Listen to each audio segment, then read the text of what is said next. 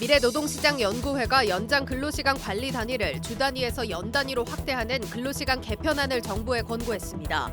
현재 주 52시간제를 유연화해서 최대 주 69시간까지 일할 수 있게 하는 방안이 담겼습니다.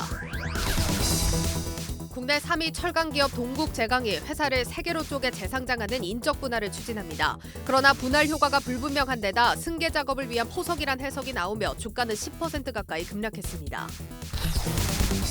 CJ제일제당 식품사업부문의 해외 매출이 올해 처음으로 5조 원을 넘길 전망입니다. 만두와 즉석밥 등 7개 품목을 선정해 미국 시장 공략에 집중한 결과입니다. NH농협금융지주 회장에 관료 출신인 이석준 전 국무조정실장이 단독 추천됐습니다. 기업은행과 BNK금융지주 등에도 경제 관료들이 거론돼 관치금융과 낙하산 논란이 가열되고 있습니다.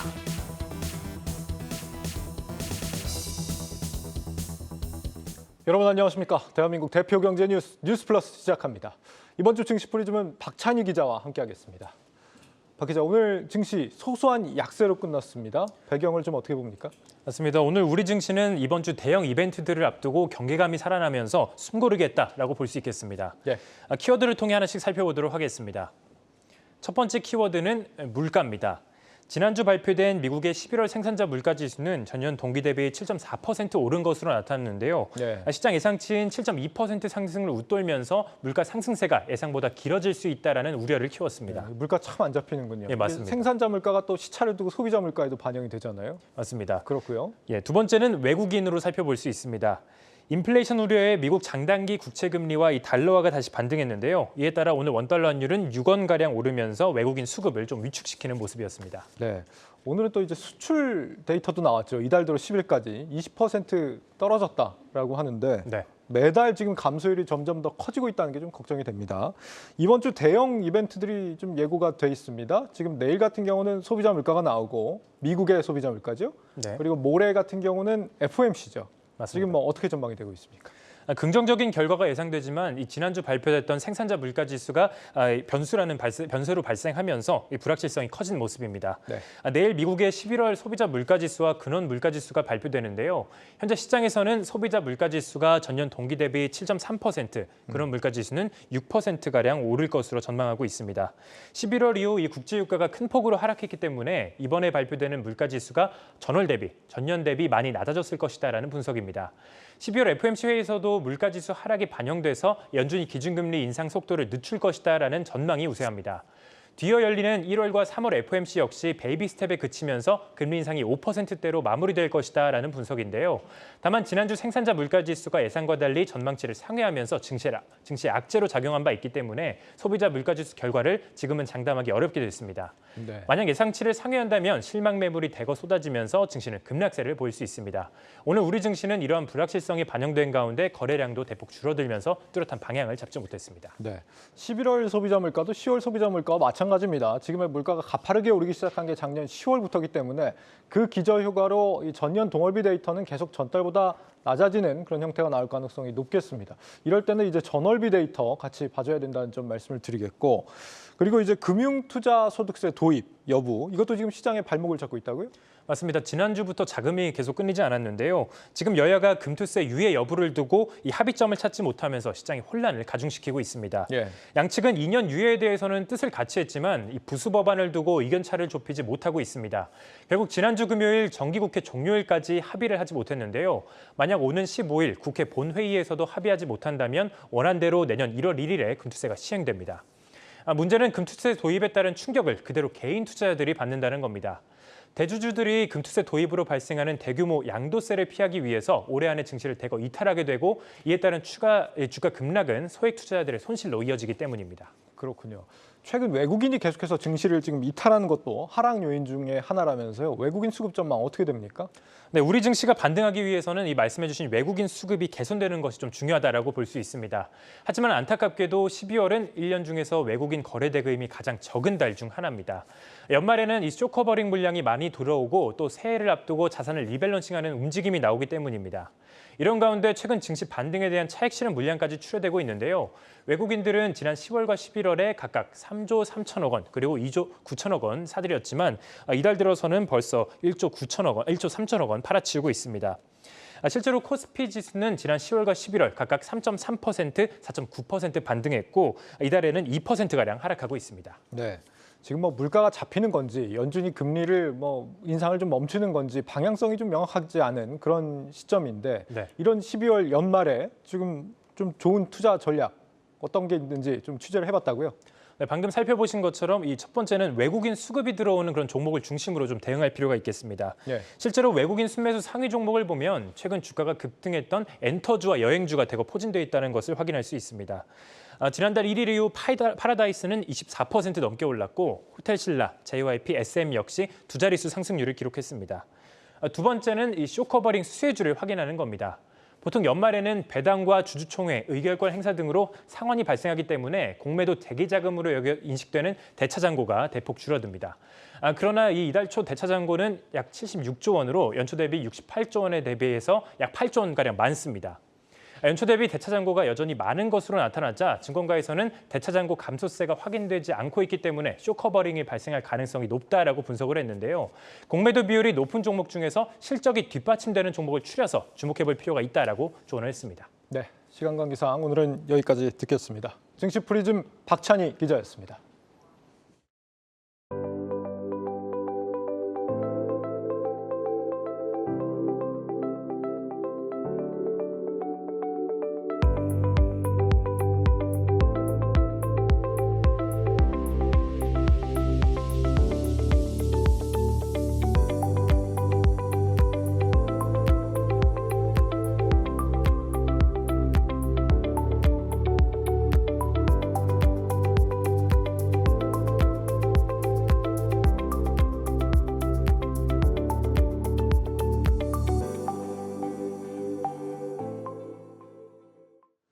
국내 3위 철강 기업 동국제강이 회사를 3개로 쪼개는 인적 분할을 추진합니다.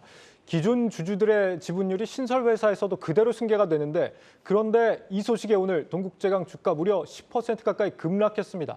산업부 방서우 기자 배경 알아보겠습니다. 황 기자, 이 동국제강 인적 분할 어떻게 왜 한다는 겁니까? 일단 쉽게 말해서 회사를 지주회사 그리고 열연 사업회사와 내년 사업회사 이렇게 세 곳으로 쪼갠다는 겁니다. 네. 우선 이제 맨 위에 지주회사 동국홀딩스 존속법인으로 이제 두고 있고요. 그 아래에 철강 사업을 맡을 사업회사를 두는데요. 이 사업회사를 또 2개로 쪼개서 철근이나 후판을 만드는 동국제강. 이건 기존 동국제강과는 다른 신설 법인입니다.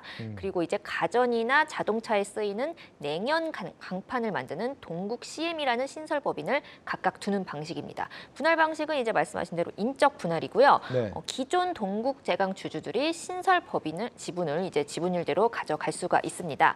지난 9일 이 같은 내용의 사업구조 개편안이 이사회를 통과했고 내년 5월 17일 주주총회를 앞두고 있는데요. 주총에서 해당 안건이 통과가 되면 분할 기일이 내년 6월 1일이니까 한 내년 6월에서 7월쯤이면 이 신설법인들이 모두 증시에 상장될 전망입니다. 동국제강 측은 이번 회사 분할 결정으로 철강 사업의 전문성이 강화되고 또 지주사가 컨트롤 타워로서 신사업 발굴과 지배구조 선진화를 도모함에 따라 저평가된 기업 가치를 제고할 수 있을 것이라고 기대했습니다. 네. 그런데 보통 이제 논란이 되었던 이 쪼개기 상장, 물적 분할 후 상장 이런 것들은 이제 회사의 핵심 사업 같은 걸 이제 내보내다 보니까 가치가 좀 떨어진다 이렇게 보는 평가들이 있었는데 인적 분할은 그대로 이제 지분율이 승계가 되는 구조잖아요.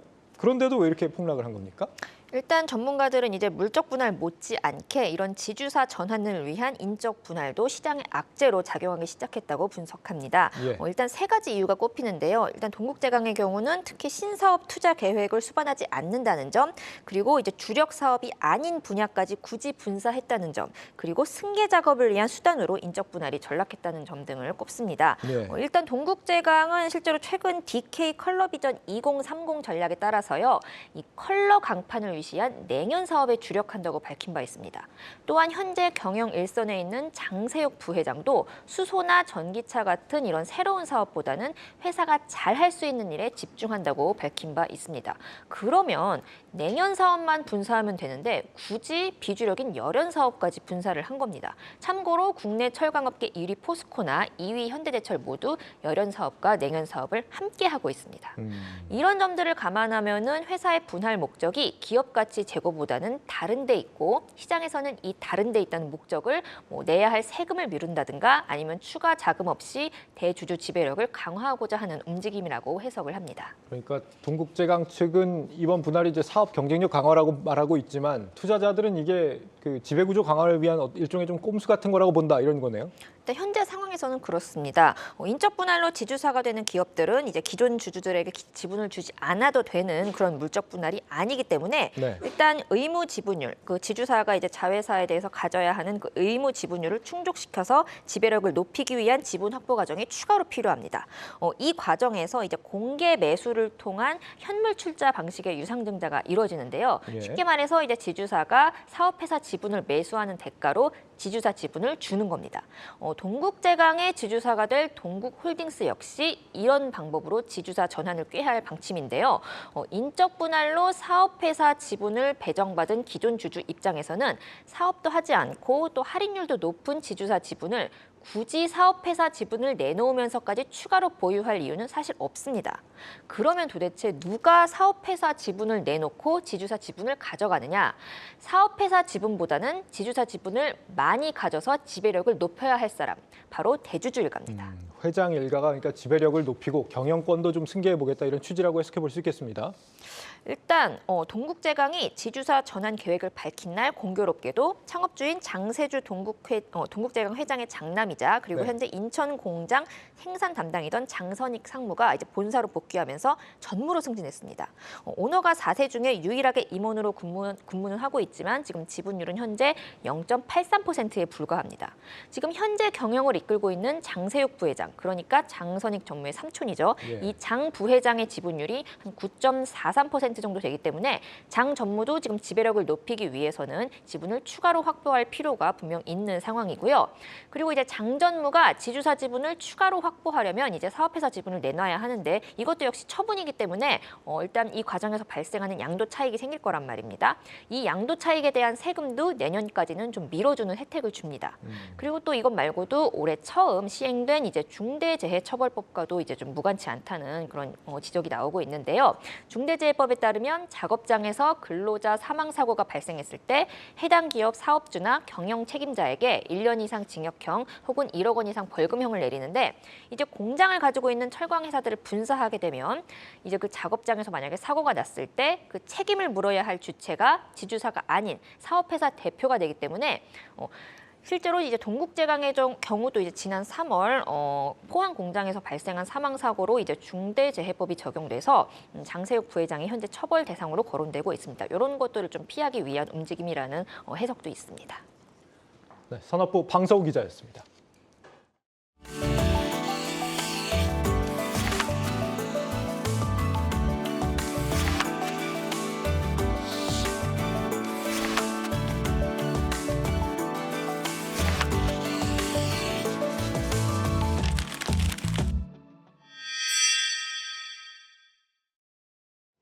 주 52시간제 근로제로 잘 알려진 이 정부 노동정책이 달라집니다. 주 단위가 아니라 연 단위로 관리를 해서 한 주에 최대 69시간까지도 일할 수 있게 하겠다라는 방침입니다.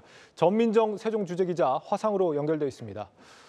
정 기자, 이 미래 노동시장 연구회 오늘 이제 윤 정부의 노동시장 개혁을 위한 권고문을 발표했다고요?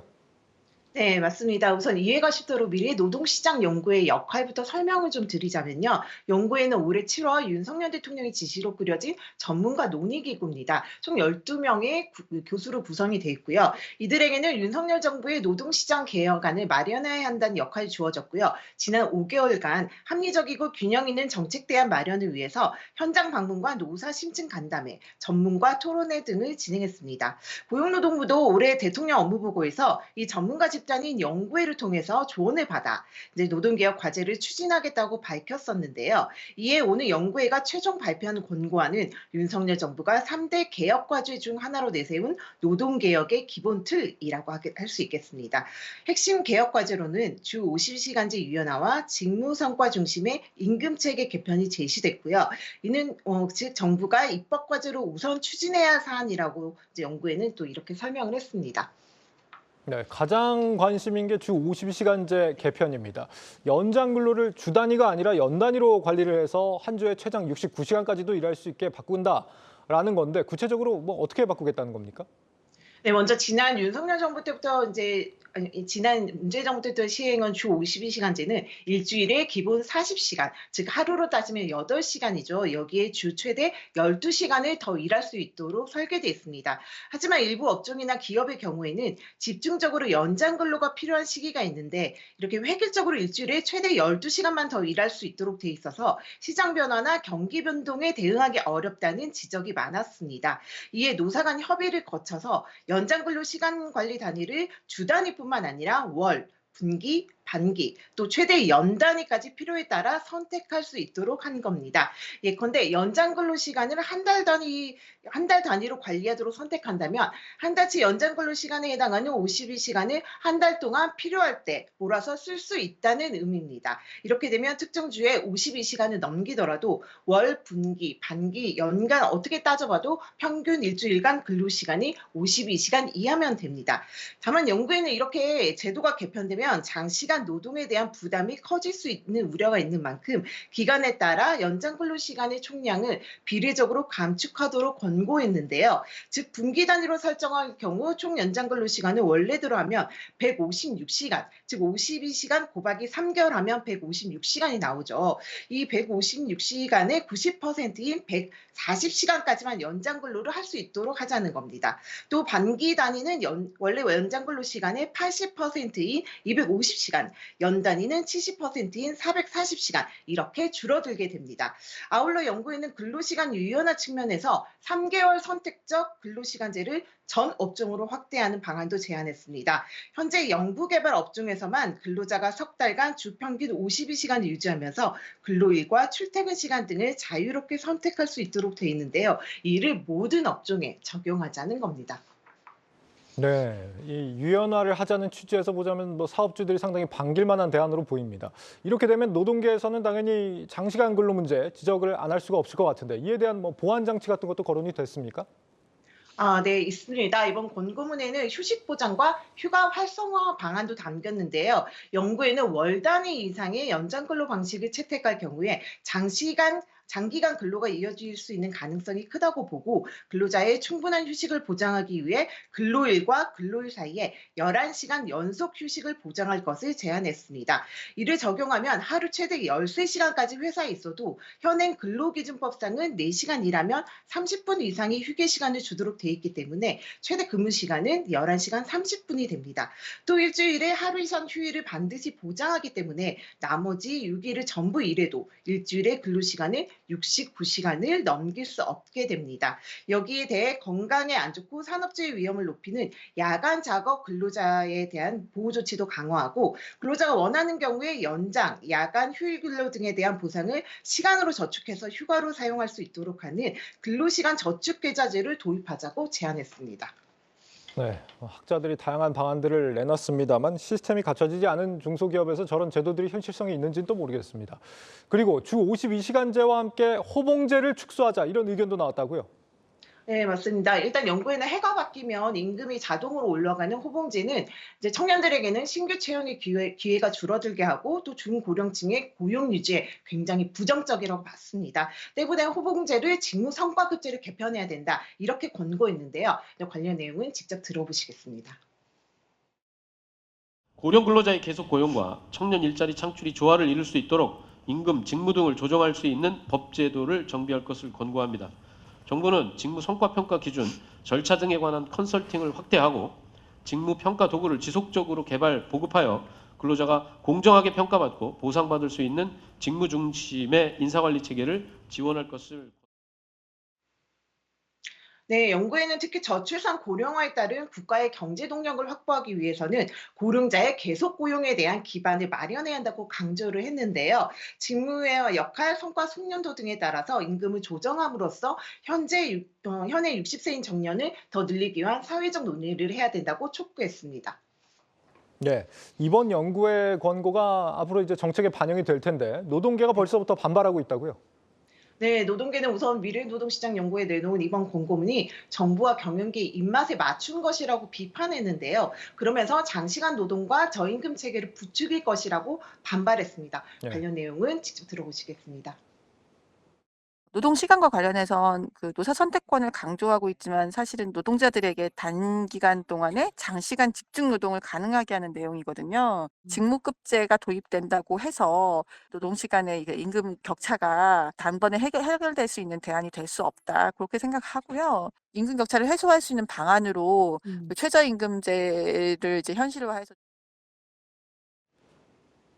네, 또 더욱 문제는 이미 화물연대 총파업에 대한 정부의 강경 대응으로 노정 갈등이 더 심화되고 있다는 점인데요. 노동개혁 과제는 대부분 입법 과제이기 때문에 노동계에 힘을 실어주고 있는 거대 야당이 더불어민주당의 협조도 필요해 앞으로 추진하는 데 협로가 예상되고 있습니다. 하지만 최근 정부는 화물연대 파업 대처 과정에서 어느 정도 자신감을 얻은 것이 사실인데요. 이 때문에 노동계의 반발에도 노동개혁에 박차를 가할 것이다. 이런 전망이 우세합니다. 이정식 고용부 장관은 오늘 이번 연구의 권고문을 전폭적으로 수용해서 이른 시일 내 입법안을 마련하겠다고 밝혔는데요. 이달 말 혹은 내년 초에 입법 일정 등을 담은 구체적인 추진 계획을 발표할 계획입니다. 지금까지 정부 세종청사에서 전해드렸습니다.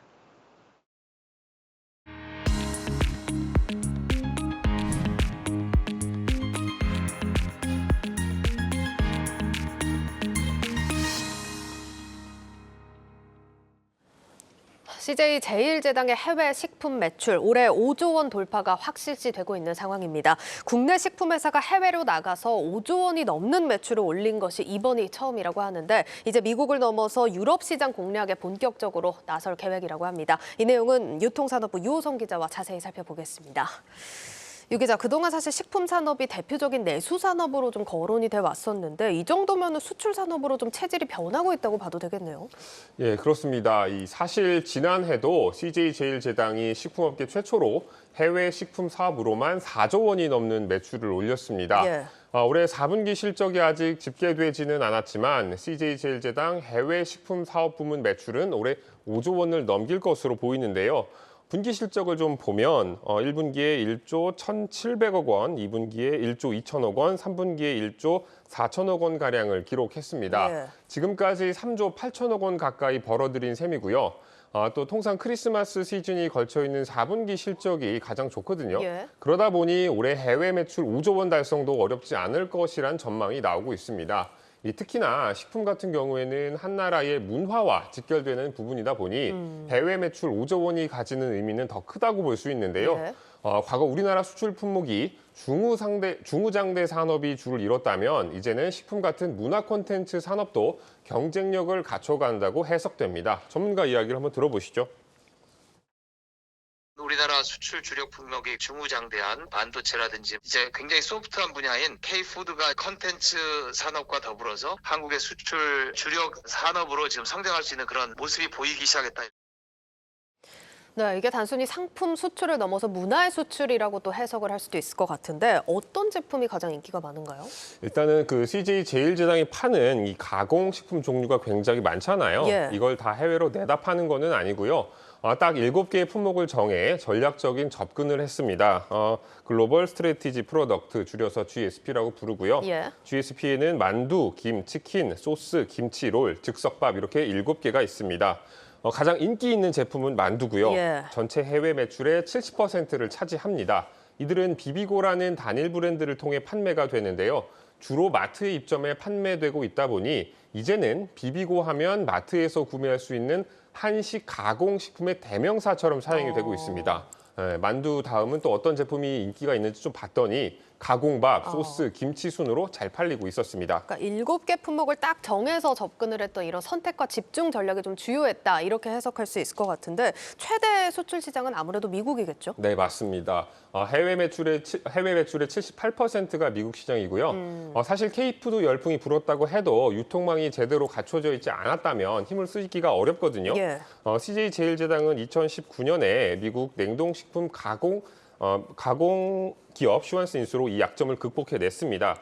일각에서는 이 슈완스 인수가 신의 한 수였다는 평가가 나올 정도인데요. 슈완스 인수 이후 CJ제일제당 해외 매출이 전체 식품 사업에서 차지하는 비중은 50%까지 올랐습니다. 다만 아직 유럽 시장의 지배력은 크지 않은데 내년부터는 이마저도 경쟁력을 끌어올리겠다는 방침입니다. 대단합니다. 우리가 흔히 이제 유명한 도장을 찾아가서 실력자들을 꺾는 걸 도장 깨기라고 하는데 네. 이게 CJ가 이런 전략으로 시장을 장악하는 걸로 유명하잖아요. 이제 미국은 도장을 깼으니까 앞으로는 유럽이겠죠. 네. CJ제일제당은 유럽 시장 식품 사업 매출을 2027년까지 5천억 원으로 끌어올리겠다는 목표를 세웠습니다. 네.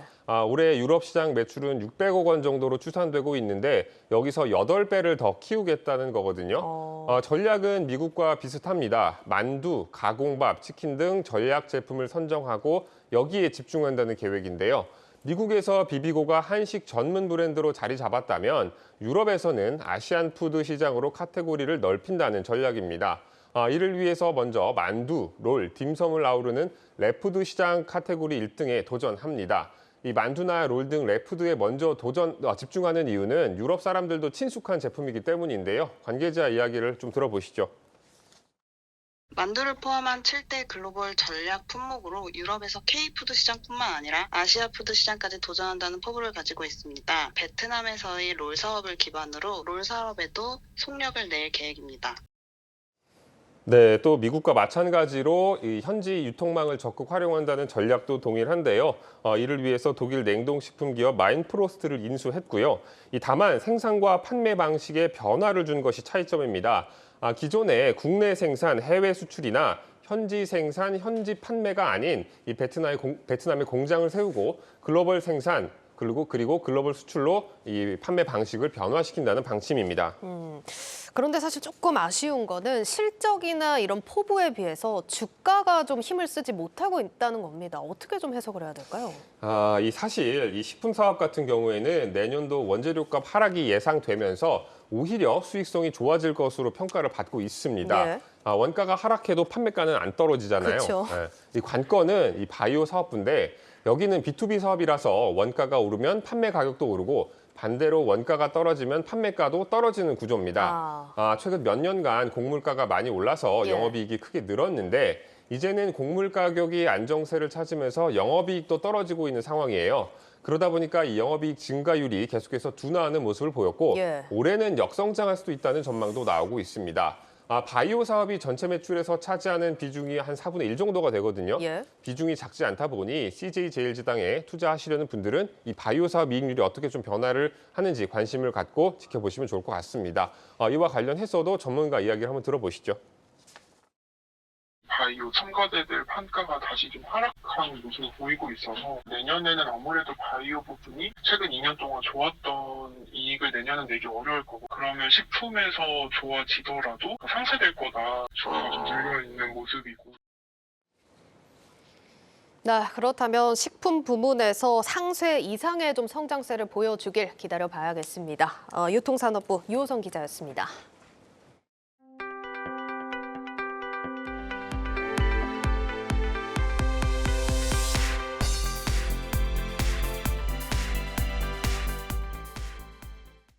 부동산 시장 침체에 비교적 안정적이라고 평가돼 왔던 금융지주 계열의 저축은행들조차 흔들리고 있습니다. 올 3분기 이들 저축은행의 PF 대출 건전성이 크게 악화된 것으로 나타났습니다. 장슬기 기자입니다. 부동산 시장 한파로 저축은행 업계의 PF 대출 연체액이 크게 늘어난 것으로 나타났습니다.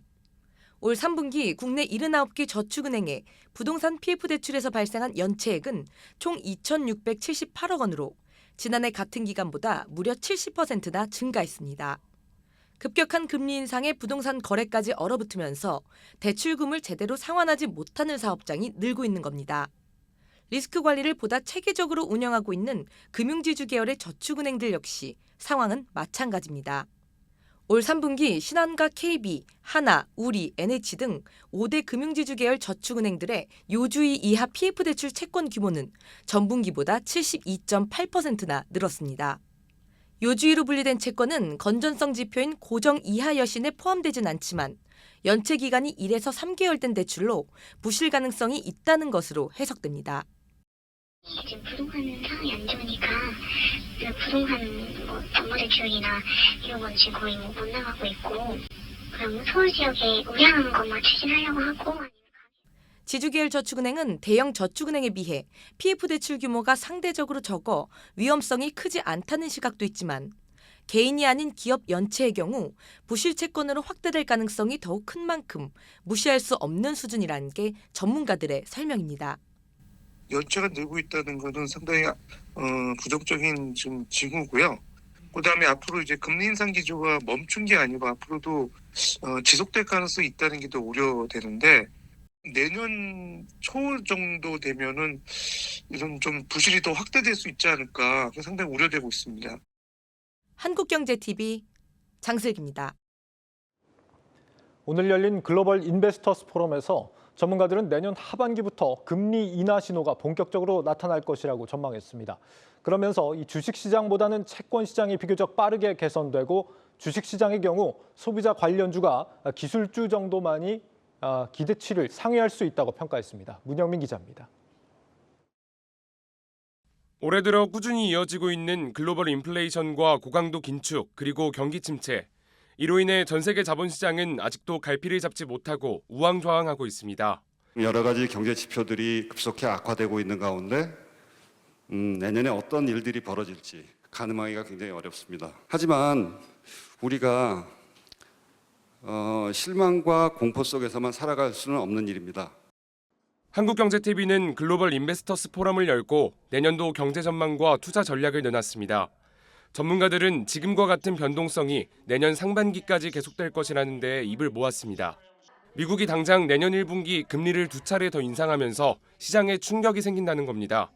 We think that while the Federal Reserve will continue hiking rates in the first quarter of next year, we think that they should pause either at the end of the first quarter or very early in the second quarter, and we may begin to see rate cuts by the start of 2024 or possibly as early as late next year.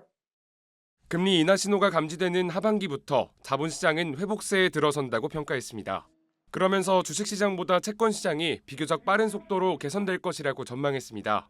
Whereas in the fixed income market, we think that while there could be some additional spread widening, we do think we will see stable interest rates and potentially declining rates, so we should see better returns out of the fixed income market and with lower volatility. 특히 비우량 회사채와 하이힐드 채권이 내년을 넘어 2024년까지 강세일 것이라 내다봤습니다. 주식시장에 대해서 전문가들은 하방 압력이 추가적으로 발생할 수 있다고 우려했습니다. 경기 둔화로 인해 상장 기업들의 실적 전망치가 더욱 하향 조정될 수 있다는 이유에서입니다. Now again, we're still in positive territory, but there is a risk that 2023 estimates could fall negative and that they're still too elevated. 그럼에도 내년 상반기를 지나면 위험보다 기회 요인이 많다며 긍정적인 평가를 남겼습니다. 특히 S&P 500은 하반기 가파르게 회복하며 지금보다 15%가량 상승할 것으로 바라봤습니다. Just launched our 12-month S&P price target, which is 4,575, or about 15% from today's level. Our consumer and technology. And then you also have a very strong U.S. consumer that's remained strong and still spending. 기술주 가운데 수급 환경이 서서히 개선되고 있는 반도체 업종을 최선호주로 꼽았습니다. 또 소비자의 회복 탄력성이 뚜렷한 전기차와 사무용품 업종에도 긍정적인 전망을 밝혔습니다. 한국경제TV 문형민입니다. 농협금융을 이끌 새로운 수장으로 이석준 전 국무조정실장이 내정됐습니다. 불확실한 금융 환경에서 새로운 10년을 그릴 적임자란 판단인데 낙하산 논란을 잠재울 수 있을지가 관건입니다. 박승환 기자입니다. 농협금융지주는 7대 회장 후보로 이석준 전 국무조정실장을 단독 추천했습니다. 1959년생인 이 후보는 행시 26회로 금융위원회 상임위원과 기획재정부 제2차관 등을 거쳐 박근혜 정부 국무조정실장을 지냈습니다.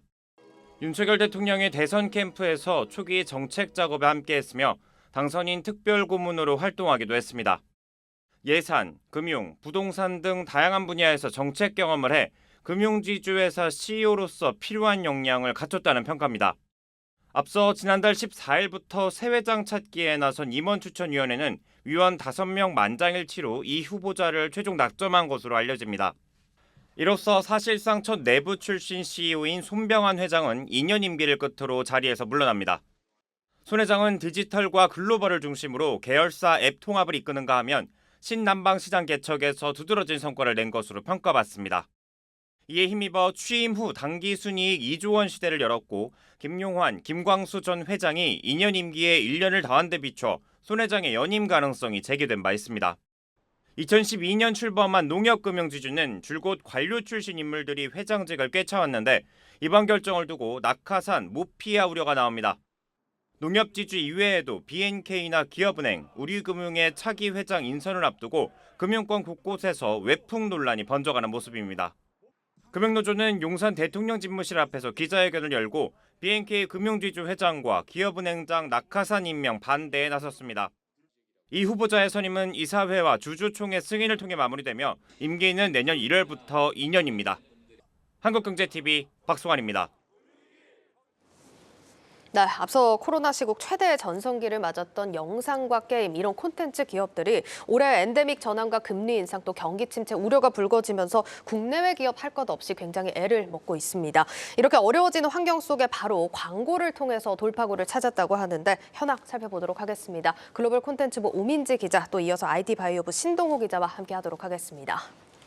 먼저 오 기자, 광고로 돌파구를 찾은 기업 하면 미국 기업 하나 딱 떠오르죠?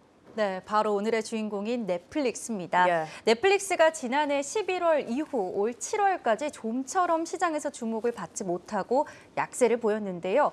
그랬던 넷플릭스가 광고형 요금제를 도입하면서 돌파구를 찾았습니다. 신규 가입자 감소로 주가 바닥을 다졌고요. 이제 광고형 요금제 도입 논의가 수면 위로 오르면서 지난 7월부터 기대감이 주가에 반영돼 왔죠. 그러면서 지난주 금요일인 10일에는 월가에서 넷플릭스 주가 회복에 대한 기대감이 거론되면서 이날 넷플릭스의 주가가 반등했습니다. 10일 넷플릭스의 주가 전거래일보다 3.14% 오른 320.01달러의 장을 마치면서 지난 저점보다 무려 80% 넘게 올랐습니다. 한 5개월 사이에 좀 급격하게 반등을 하고 있는 이런 모습인데 광고형 요금제 발표가 나오고 그 당시의 월가 분석은 나쁘지 않았거든요. 최근에는 어떻습니까? 최근에도 같은 흐름으로 긍정적인 평가가 이어지고 있습니다. 월가 대형 은행인 웰스파고는요, 넷플릭스에 대한 투자 의견을 기존 중립에서 비중 확대로 상향했습니다. 목표 주가도 기존 300달러에서 400달러로 올리면서 현재 주가 수준보다 30% 가까이 더 오를 수 있다고 봤습니다. 웰스파고는 넷플릭스가 광고 요금제와 유료 아이디 공유, 주문형 구독 동영상 등으로 요금이나 이 실적 변동성을 낮출 수 있게 됐다고 평가했는데요. 그러면서 내년에는 올해보다 무려 7% 매출이 성장할 수 있을 것으로 내다봤습니다. 투자회사인 코엔에서도 넷플릭스를 올해 최선호 종목으로 꼽았습니다. 월가 애널리스트들의 평균 넷플릭스 1년 목표 주가는 340에서 370달러로 책정됐습니다. 전반적으로 긍정적인 평가라고 할 수 있습니다. 그렇네요. 그러니까 보수적으로 봐도 나쁘지 않은 목표가라고 할 수 있을 것 같은데 아직 시행된 지 얼마 안 됐으니까 얼마나 효과가 있는지는 좀 지켜봐야겠지만 성과가 조금씩 나타나고 있는지 어떤가요? 지난달 4일부터 이 광고형 요금제가 우리나라를 비롯한 12개국에서 시작됐습니다. 이제 막 한 달이 지난 셈입니다. 다만 신규 이용자가 획기적으로 늘어나는 등의 성과는 아직 가시적으로는 나타나고 있지 않습니다. 대신 주목할 점은 광고주들의 관심도가 높다는 건데요. 때문에 앞으로 이 넷플릭스가 광고 수익 측면에서 성장할 수 있는 여지가 크다. 이런 평가를 받고 있는 겁니다. 특히 광고 시장 내에서 이 TV 광고의 점유율을 일정 정도 이 넷플릭스가 가져올 수 있을 것이다라는 기대감이 큽니다. 이제 막 한 달이 지난 셈이죠. 예. 네. 일단 성과 같은 경우는 4분기나 또 내년 1분기 실적이 또 중요한 투자 지표가 될 것 같고요. 그리고 TV 광고 점유율을 가지고 올 수 있다. 이건 무슨 얘기입니까? 일단 단순하게 말하자면 이 TV 광고보다 넷플릭스 광고가 이 광고주들에게 더 매력적일 수 있다. 이런 이야기입니다. 예. TV 광고와 달리 넷플릭스 등 OTT는요. 가입자에 대한 데이터를 기반으로 해서 맞춤형 광고를 제공할 수 있습니다. 이 광고 노출이 부적절한 콘텐츠와 함께 노출되게 되면 오히려 이 브랜드의 이미지가 훼손되는 등 이 부작용이 있을 수 있습니다. 이 넷플릭스 등 OTT 기반으로 이용자의 취향이나 관심사를 고려해서 더 커스터마이징이 된 광고가 가능하기 때문에 광고주들이 더 선호하는 거죠. 이미 넷플릭스는 회원 가입할 때부터 가입자 정보와 시청 행태를 기반으로 해서 콘텐츠를 추천하는 서비스를 제공하고 있습니다. 그렇군요. 그러니까 이런 부분 외에도 사실 요즘 실질 소비층이라고 하는 MZ세대들 같은 경우는 TV를 또 잘 안 보잖아요. 네. 이런 연령대에서도 좀 차이가 있겠네요. 네, 물론입니다. 젊은 세대의 콘텐츠 소비가 이제는 TV보다 OTT로 넘어왔다는 것도 그렇죠. 광고주들을 혹하게 하는 포인트입니다. 최근 1년 동안의 넷플릭스 이용자를 분석해 보니까요. 2049 세대가 82.6%를 차지했습니다. 이 20살에서 49살까지의 연령은 특히나 구매력이 높고요. 예. 또 소비가 활발하기 때문에 광고가 노출됐을 때 효과를 기대하기 더 좋다라는 거죠. 경쟁 플랫폼인 유튜브나 페이스북과 비교해봐도 더 높은 수준입니다.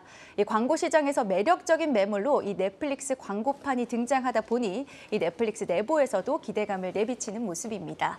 넷플릭스 CEO인 리드 헤이스팅스도요. 광고형 요금제 채택을 더 빨리 했었어야 했다라면서 몇 년 전에 뛰어들지 않은 것이 오히려 실수였다라고까지 말했습니다. 예, 이렇게 뭐 좋은 효과가 기대되다 보니까 다른 OTT 업체들에서도 광고 요금제에 좀 급하게 뛰어들지 않을까 이런 생각이 드는데 벌써 디즈니 같은 경우는 선언을 했더라고요. 네, 맞습니다. 넷플릭스가 지난 11월부터 월 6.99달러의 광고형 요금제를 출시했고요. 스트리밍 업계에도 광고형 요금제 도입에 적극적인 모습입니다. 디즈니 플러스가 지난 8일에 발표했습니다. 월 7.99달러의 광고형 요금제인 베이식 요금제를 도입한다고 밝혔습니다.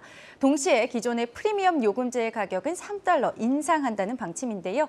디즈니는 이번 광고형 요금제 도입으로 인한 광고 수익, 또 기존 요금제 인상으로 수익성을 개선하겠다 이렇게 설명했습니다. 예, 여기까지 듣도록 하겠습니다. 글로벌 콘텐츠부 오민지 기자였습니다.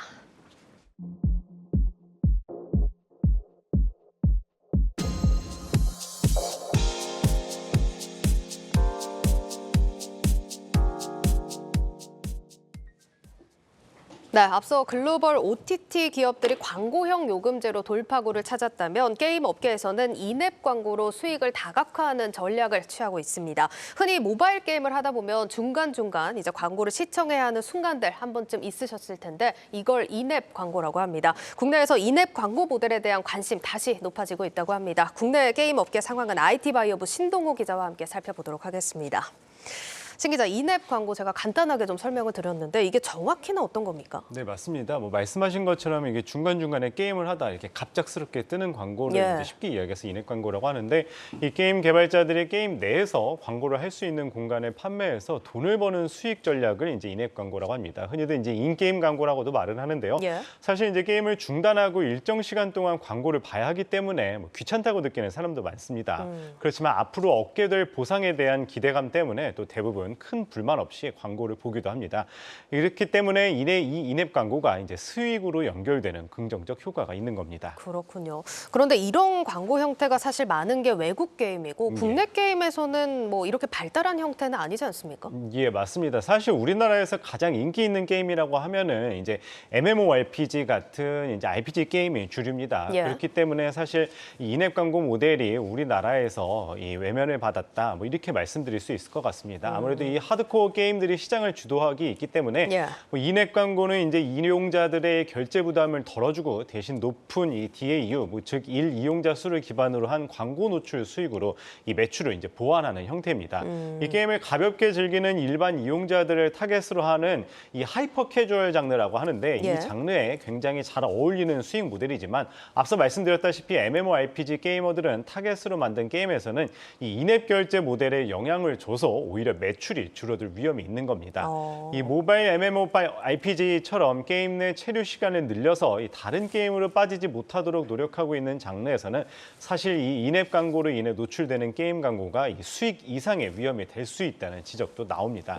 이 때문에 사실 국내에서는 이제 그렇게 시장이 발달하지 않았다, 뭐 이렇게 말씀드릴 수 있을 것 같습니다. 그러면 좀 한 가지 질문 드려보고 싶은 게 이거를 그러면 우리나라에서도 하이퍼 캐주얼 장르에 대한 관심이 좀 높아져서 이런 전략을 취한다고 봐야 되는 건지 아니면 게임사들이 이렇게 위험을 무릅쓰고라도 좀 수익 다각화를 위해서 인앱 광고 도입을 추진하는 건지 어떻게 해석을 해야 될까요? 뭐 어떻게 보면은 둘 다 맞는 말이라고 할 것 같아요. 왜냐하면은 이제 기존에는 MMORPG 게임이 많았다면은 지금 말씀하는 것처럼 이 하이퍼 캐주얼 장르가 이제 해외에서 많이 이용되기 때문에 이 게임사들이 해외를 또 공략을 하기 위해서는 또 그들의 시장을 알아야 되기 때문에 또 이쪽을 공략을 하는 거고 또 한편으로는 이 인앱 광고가 또 하나의 이제 수익 모델이 되기 때문에 뭐 어떻게 보면은 그 두 마리 토끼를 같이 잡기 위해서 이제 인앱 광고를 도입한다. 뭐 이렇게 말씀드릴 수 있을 것 같습니다. 알겠습니다. 그래도 뭐 굉장히 조심스럽게 좀 접근을 해야겠다 싶은데 결국에는 어떻게 게임 내에서 조화를 이루냐가 좀 관건이 될 것 같습니다. 그렇다면 국내 게임사들 중에서 실제로 이렇게 인앱 광고를 도입을 하고 좀 성과가 난 기업들이 있을까요? 네, 맞습니다. 뭐 최근에는 이제 사실 해외에서는 이제 이 RPG류가 주도하고 있는 국내 시장과 달리 뭐 일반 이용자들을 대상으로 한 이 퍼즐이나 뭐 액션류의 하이퍼 캐주얼이 이제 시장을 주도하고 있는 것이 사실입니다. 그래서 인앱 광고를 이미 많이 시행할 예정인데요. 뭐 특히 이제 이 메타버스 플랫폼으로 이제 유명한 이 노블록스의 경우 이제 최근 실적 하향에 대처하기 위한 방법 중 하나로 인앱 광고를 이제 도입하기도 했습니다. 뭐 사실 뭐 우리나라로 이제 좀 범위를 좁혀보자면은 가장 수혜를 많이 받는 곳이 이제 조이시티라고 할 수 있을 것 같아요. 뭐 건십 배틀 토탈 워페어라는 이제 게임이 있는데 여기에 이제 자사 대표 타이틀에 이제 인앱 광고를 적용을 하면서 뭐 실제로 이제 수익이 났다고 합니다. 뭐 지난 2021년부터 뭐 구글의 이제 애드몹 공개 입찰 시스템을 도입을 해서 이 광고 수익이 한 200% 가까이 늘었다고 합니다. 현재 아직 미세하긴 하지만 이제 전체 매출의 약 한 10% 가량이 이제 이 인앱 결제로 인앱 광고에서 나온다고 이야기를 할 수 있을 것 같습니다. 뭐 조이시티는 앞으로 뭐 유저 그룹을 세분화해서 뭐 수익화 과정을 설계하면서 인앱 광고 활용 방식을 한층 고도화할 계획이라고 합니다. 또 이제 네오위즈도 이 인앱 광고를 하고 있는데요. 이 고양이 와서 스프라는 게임에 이 인앱 광고를 도입 이후에 인앱 및 광고 수익이 약 한 23%나 증가했다고 합니다. 넷마블도 이제 자사 게임 중 하나의 인앱 광고를 도입을 했는데요. 뭐 아직 객관적인 수치는 아니지만 인앱 광고로 이제 광고 시청 유저의 잔존율이 뭐 기존 유저에 비해서 3배가량 높아지고 또 지표상의 개선이 이루어졌으면서 또 매출 다각화 측면에서도 의미 있는 성과를 거둔 것으로 알려졌습니다. 알겠습니다. 일단 뭐 앞서서도 이야기를 해주셨지만 해외에서는 RPG류가 좀 주도를 하고 있기 때문에 이런 인앱 광고라든지 이렇게 실제로 좀 많은 수익을 벌어들인다라고 알고 있는데 글로벌 인앱 광고 시장 규모는 얼마나 됩니까? 네, 뭐 사실 뭐 해외 게임사 같은 경우에는 많이들 이제 인앱 광고를 하고 있는 것이 사실입니다. 뭐 예를 들어서 아까 잠시 뭐 말씀드리긴 했었는데 이 메타 플랫폼으로 유명한 이 로블록스의 경우 이제 최근에 이제 실적 하향에 대처하기 위한 방법 중 하나로 이 인앱 광고를 도입하기도 했습니다. 이 광고를 허용하는 것은 이 크리에이터에게 새로운 수익을 창출하는 기회가 될 것이면서 이 각 브랜드는 커뮤니티와 효율적으로 소통을 가능하게 할 것이다. 이 노블록스 측이 공식적으로 발표하기도 했습니다. 실제로 이제 글로벌 인앱 광고 시장 규모를 살펴보면은요, 이 지난해 기준 144조 원에 달했습니다. 지난 2019년 이 103조 원 규모에 비해서 약 40%가량 급격히 성장했다 말씀드릴 수 있을 것 같은데요. 이 전문가들은 인앱 광고 모델의 장점이 이 게임의 진입 장벽을 낮추고 유저들의 잔존율 또 LTV라고 해서 고객 생애 가치를 높인다고 이야기를 했습니다. 여기에 이용자들의 과금 부담을 또 줄일 수 있고요. 게임에 안착하는 확률을 높인다고 설명을 했습니다. 또 오히려 이 인앱 결제로의 유도 효과도 보유하고 있어서 앞으로 뭐 상호 시너지가 뛰어나다면서 인앱 광고를 잘 도입만 한다면은 또 국내 게임 시장에서 하나의 수익원으로 자리 잡을 수 있다. 뭐 이렇게 조언을 하고 있습니다. 네, 이렇게 힘든 업황 속에 광고로 돌파구를 찾은 이제 국내외 콘텐츠 기업들의 전략 살펴봤습니다. 신동호 기자였습니다.